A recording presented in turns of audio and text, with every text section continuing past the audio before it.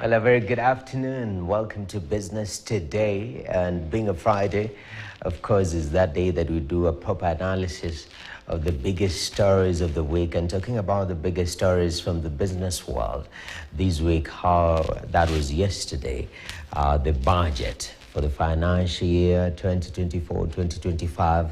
And it was a budget like no other, very detailed, very intricate, with a lot to unpack right there. And of course, being a Friday also, we have Ken Gishinga from Mentor Economics joining us this wonderful Friday. Ken, how have you been?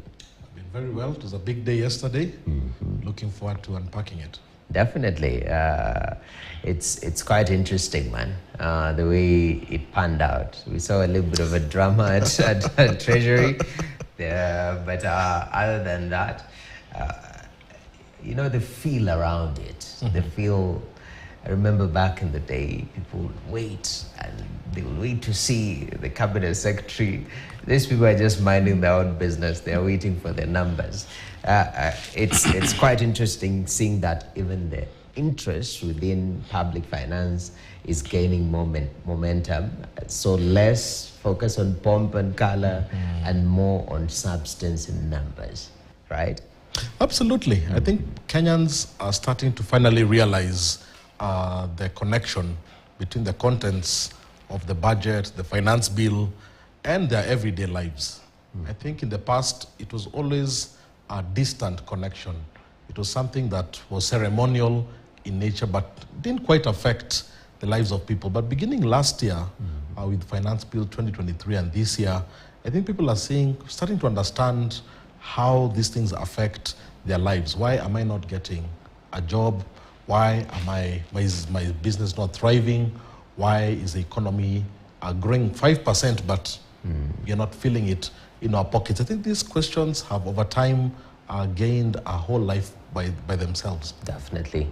But to start us off, we want to take a look on matters to do with energy, where the Energy and Petroleum Regulatory Authority, that is EPRA, actually has announced fuel price changes, and this comes in.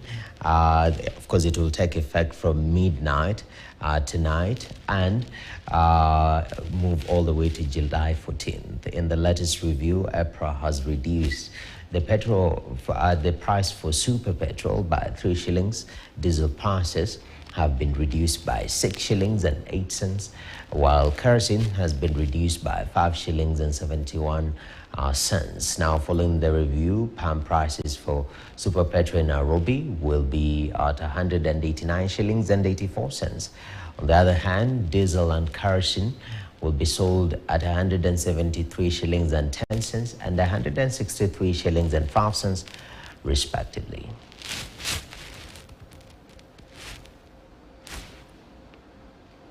All right, Ken, just a day after the budget, I know the palm prices review normally come on the 14th of every month, but this reduction, what do you make of it, and has there been a particular trend that we're seeing with palm prices, and why? This is a very good story, we've said many times on this show that oil is really the lifeblood of the economy. And the fact that Kenyans will be able to save a few shillings means that shillings saved can be used in other aspects of the day-to-day expenditure. So it is a good thing. It acts almost as a stimulus to the economy, and it's a good story. Obviously, this is the second time we are seeing it coming down. In terms of the outlook, I think a lot depends on the tensions in the Middle East. There's quite a bit of the geopolitics between Israel and Iran, and that tends to dominate, the geopolitics tends to dominate how fuel prices will be. So depending on how that plays out, I think right now it seems to be fairly contained. Okay. And so we do expect to see some level of price stability. All right. And now on to the big news.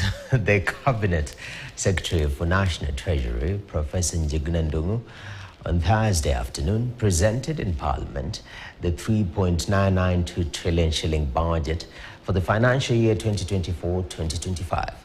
The budget estimate already sits on a 597 billion shilling deficit, this being an increase of 82.3 billion shillings from a deficit of 514.7 billion shillings that the CS had earlier tabled in Parliament.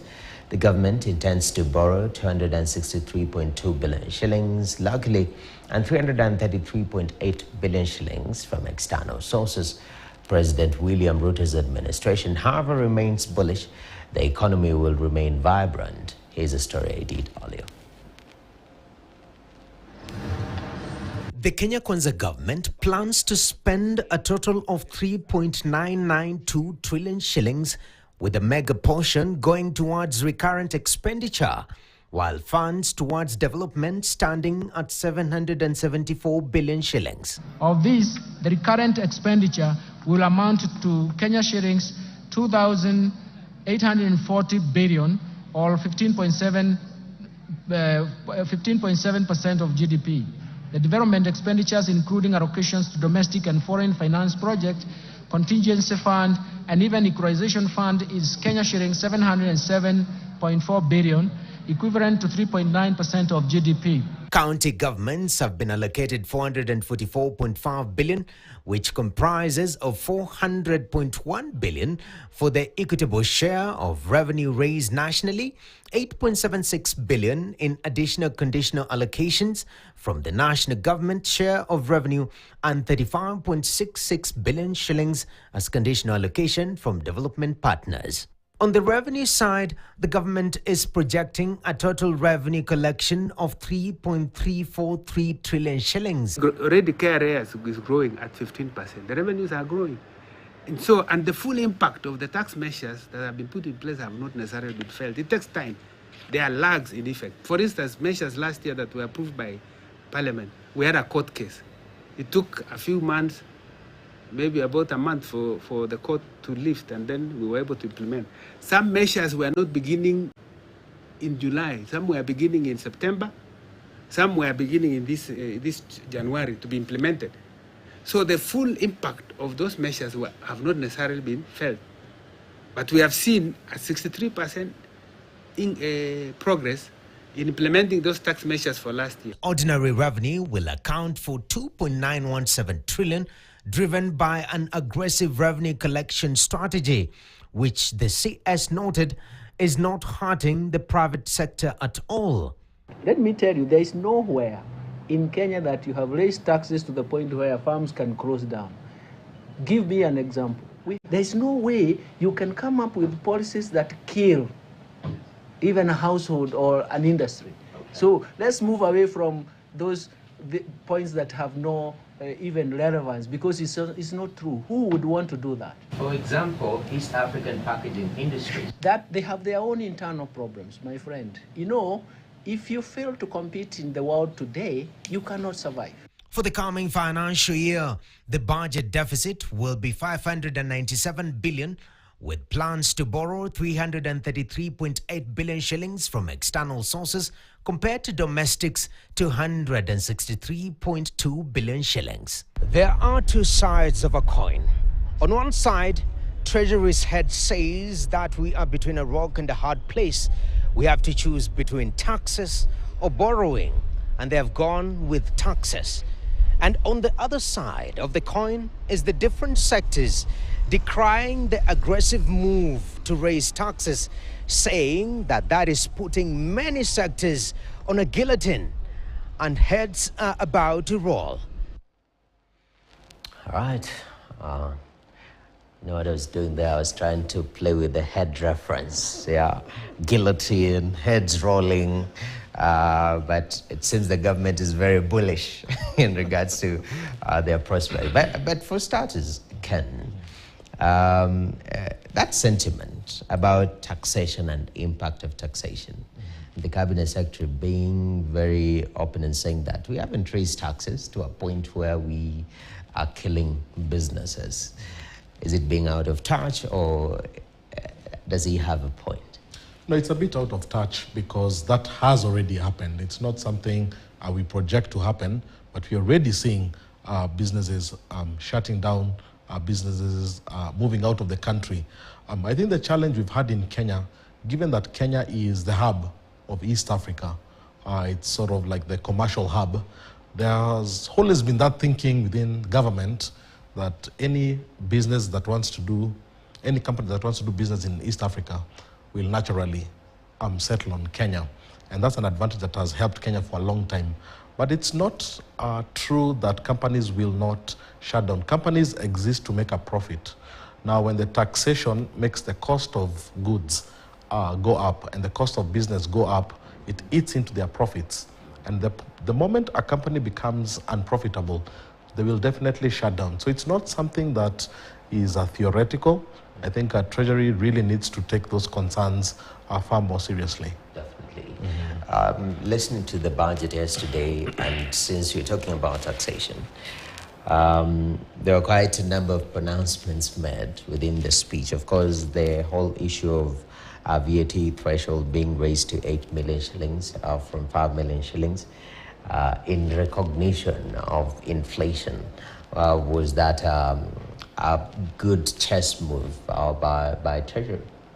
Absolutely. Obviously, inflation plays a big role, and obviously having that movement, I think, is going to create a bit of latitude, particularly for the low turnover entities. So absolutely, that was a good one. Definitely.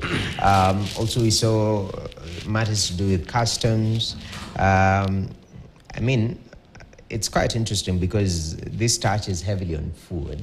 Listening to the CS, he noted that Kenya allowed by the EAC finance ministers to continue charging import duty on rice at 35%. That is against the 75% being done, which is the EAC rate. We also saw the issue of wheat import by 10%. That will be the import duty. We'll continue with that instead of 35%, which is the EAC. And also duty remission at the rate of 10% on the parts used in the assembly of motorcycles, extended for 1 year across. That is on one side, which is very pro-food import within Kenya compared to the wider East Africa region. But on the flip side, we see iron and steel being taxed at 35%, which is higher than the EAC rate of 25%. Of course, imports of leather bag and whatnot. This dangle between the EAC rate and the Kenyan rate, what do you make of it? And even in light with the concept of Africa Continental Free Trade Agreement? Let's look at the food component specifically. I think the thinking there has been to try and boost East African trade, particularly the food and vegetable items, which is a noble thing.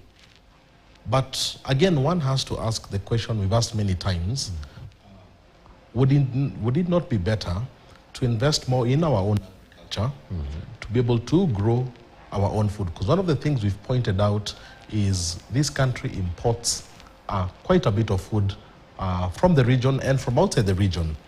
So if you look at things like onions, onion inflation has been almost 67% because we are dependent on Tanzanian onions.